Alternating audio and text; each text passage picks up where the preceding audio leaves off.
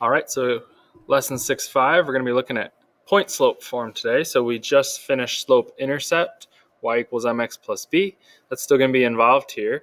In that equation, just by rearranging it in that certain way, you could see the slope and you could see the y-intercept in the equation. And so today we're going to look at an equation which can be equivalent to that, but when you arrange it in a certain form, you can actually see an actual point that's on the graph and the slope. And so if you're given that kind of information, you don't need to go through any extra steps or any other process. You can go straight to this particular equation if you have a point and you have a slope. So the big idea today, an equation for the line through any given point with any given slope can be determined with the slope-intercept form of the equation. So here is the point-slope form. Y minus y1 equals m, and then inside parentheses, x minus x1. Now, if you think back to the other one that we used, notice that it had a y and an x in it, and so does this. There's a y here, and there's an x here. And so even when we plugged in for slope and intercept, we still had the y and the x, and those are the values that you could actually plug into. Now, here we're going to do the same thing. We're going to keep the y and the x. We're not plugging into those right now, but we are going to plug in for slope, and we're going to plug in for x1 and y1. So where do they come from? So m, we know, is slope. So if we can get an equation in this form, our slope can be identified just as it could in the other equation we looked at. But now we've got these extra x1s and y1s, and that's a point. So there's a point on the graph,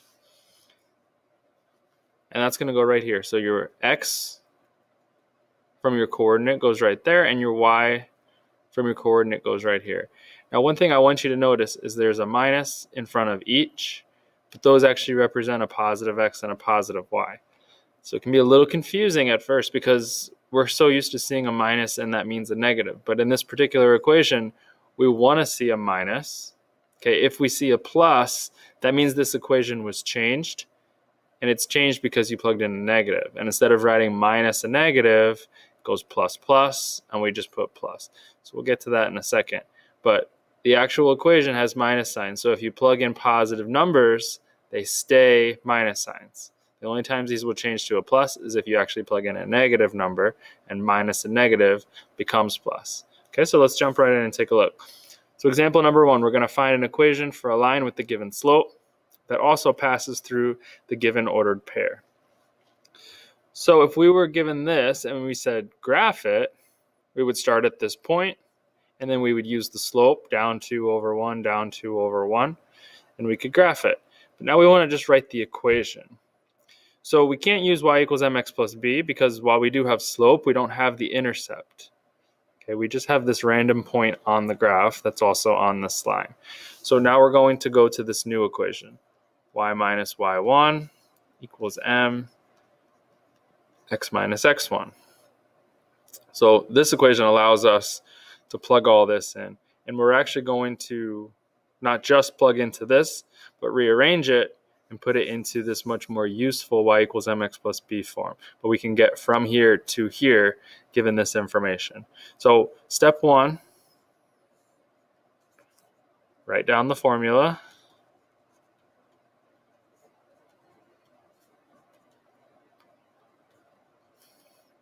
All right, step 2 is going to be to substitute. So we're going to plug in for y1, m, and x1. The x and the y stay, just like when we plugged in for slope and intercept, the x and the y stay. So it's still going to say y. Now this is my x1 and y1. That's my point right there. So if I'm plugging in for y, it's a 6. It's a positive 6, which doesn't change anything. When you plug in a positive, nothing changes. So it's still going to say minus 6. So again, take a look at that. When you plug in a positive number, it says minus because that's what the equation is supposed to say. That's what it starts as. So when you plug in a positive, there's no change. Slope is negative 2. And then in here, again, we're going to keep the regular x and y. So it's x minus x1. Now, x1 is a negative number. Instead of writing minus negative 8 and then going plus plus, which is not incorrect, we're just going to automatically go to plus plus and put plus 8. So it's important to see here, this is supposed to be a minus sign. And since it's a plus, I know that this 8 is actually a negative 8. So negatives will change the subtraction signs to a positive.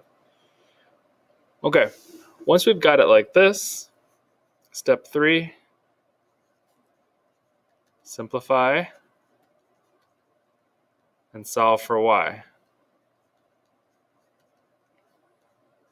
which puts it in y equals mx plus b form. Why is that so useful? Y equals mx plus b form. Super easy to graph, super easy to pull different information from. Okay, so we're always going to fall back to that y equals mx plus b form. So we got to get from here to here. So the first thing you're going to do is you're going to distribute. So we're going to get rid of these parentheses right here. So it's going to be negative 2x. And the negative times the positive is a negative. So I write minus 16. All right, I'm close here. If I want to get y by itself, I need to get rid of this minus 6 so I can get in my y equals mx plus b form. So I'm going to add 6, and I'm going to add 6. Notice where I placed it, directly underneath what it's going to interact with. I'm not going to put it under the x because a 6 and an x, you can't put them together. You can't do anything with it. So I put it right under the 16. So y equals negative 2x, and negative 16 plus 6. It's negative 10, so I write minus 10. And so I've now written an equation that represents this line. So this original equation also represented the line. These are equivalent equations. And this one's useful because it gives me the slope and it also gives me a point on the line. And this one's useful because it gives me the slope and the y-intercept. So they're both useful in different situations. We need to make sure that we can plug into both depending on what information is given to us, and that we can go from here to here. We can transfer to the other equation. All right, so let's try the same thing here on letter B. Starting off with y minus y1, x minus x1. Plugging in now, so it's very easy to get confused and plug things in the wrong spots. So I think you should always label and just be careful and double check everything that you're doing. So we're going to plug in y1. It's a negative. When you plug in the negative, it becomes a plus here. So it's going to say y plus 4. So when you plug in a negative, you actually write plus. Slope just falls right in, 3. And in here, it's going to be x minus x1. Now, x is positive, so I'm going to put minus 6. So again, it's kind of like the opposite. You plug in a negative, you actually write plus. You plug in a positive, you actually write minus because that's what the equation starts as, and a positive isn't going to change it. Okay, let's distribute to simplify. So 3x and 3 times 6, don't forget to multiply the 3 and the 6, is 18. So 3 times x is 3x, 3 times 6 is 18. And now all I have to do is get y by itself. So I'm going to minus 4. 3x stays. This is negative 22, so minus 22. Again, let's go back to these two equations. Think about why 3x has to still be there. It's not going to change because in slope-intercept form, right here is the slope. And in point-slope form, right here is the slope. And if these are equivalent and they represent the same line, the slope can't change. It's the same line. It's going to have the same slope. So the 3 has to match the 3. It can't become something else. If it becomes something else, we have a different slope. We have a different line. These equations represent the same line. They're just rearranged to give us different information. If we arrange it like this, we can see a point and a slope. If we arrange it like this, it shows us the intercept and the slope. All right, one more. But this one, we got the slope is 0. So let's see what happens. So starting with my equation,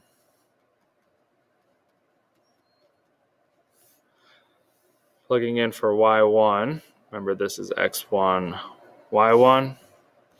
So I'm plugging in positive 15, so it says minus 15. Slope is 0, let's throw that in for now.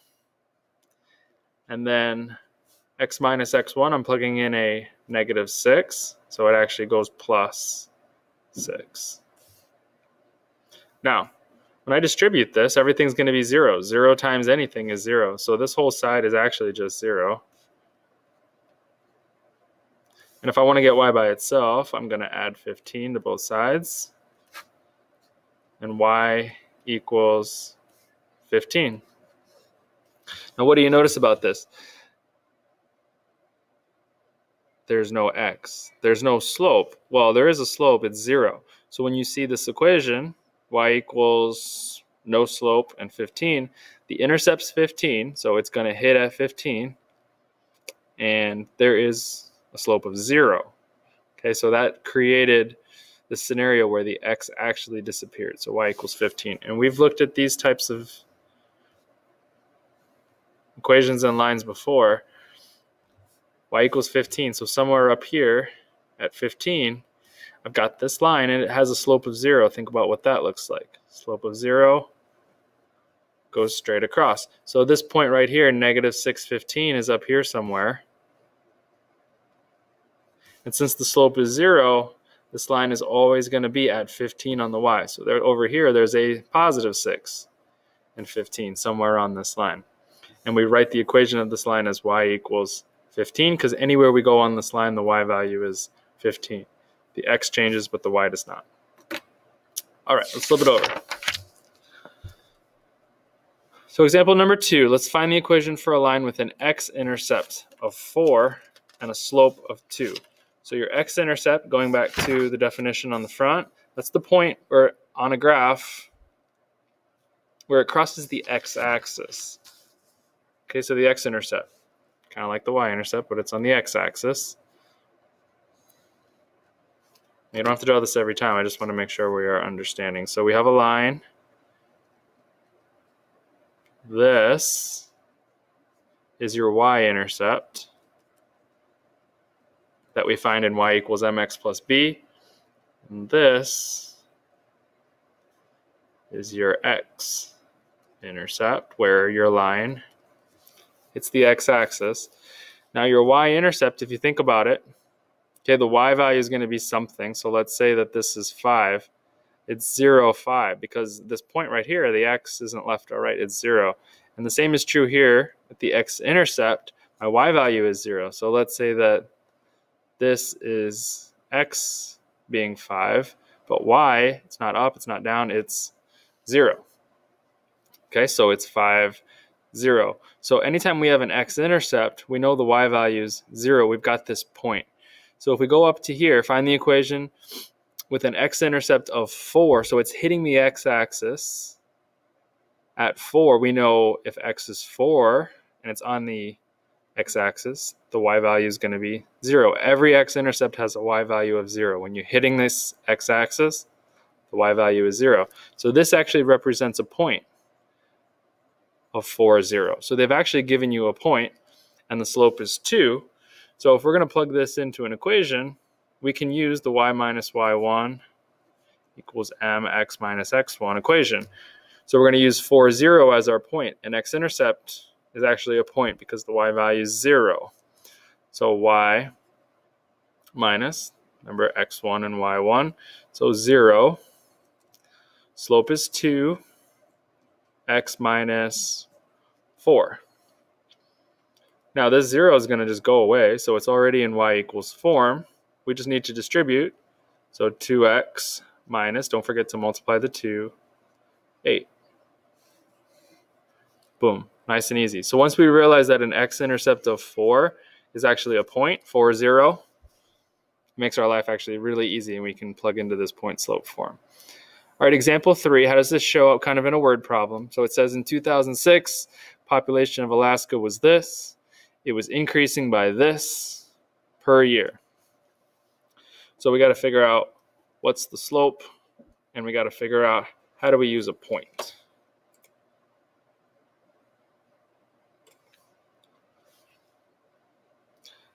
Okay, so the slope is always the rate of change. So what is the rate of change? 7,800 people per year.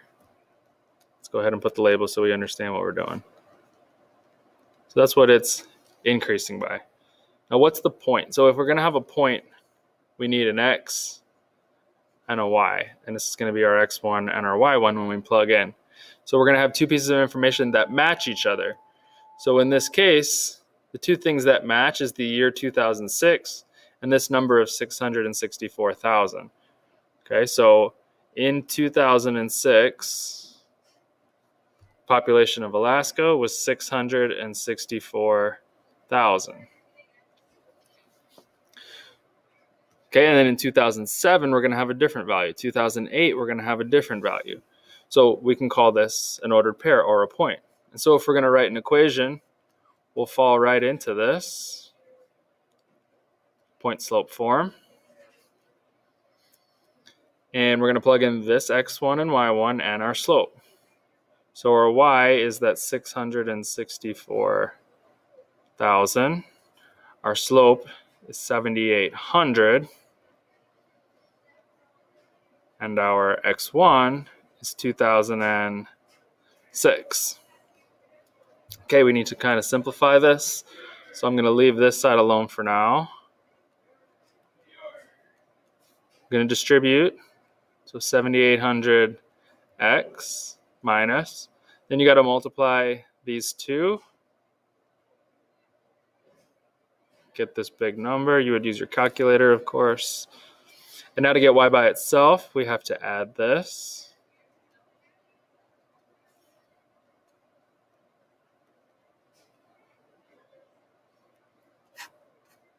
So y is by itself. We still have the same slope. That hasn't changed. And then our final number here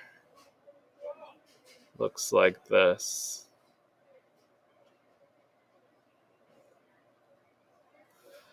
Okay, so we got some really big numbers. So we can use this equation now to find out what the population is going to be in different years. So remember, x represented the year and y represented the population. So if we're going to plug in